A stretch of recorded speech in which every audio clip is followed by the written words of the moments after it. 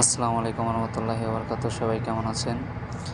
আমি এই মুহূর্তে আছি হলো রিয়াদ অ্যাভিনিউ মল।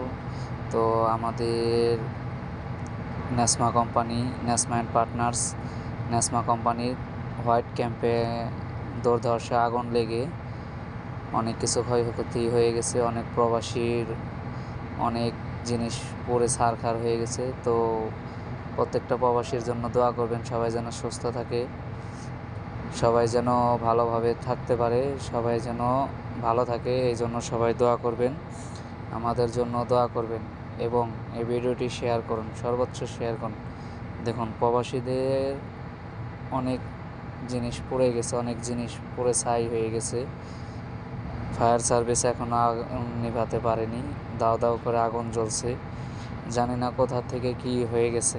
আপনারা সবাই একটু সাপোর্ট করবেন, একটুই করবেন, সবাই ভিডিওটা শেয়ার করার চেষ্টা করবেন।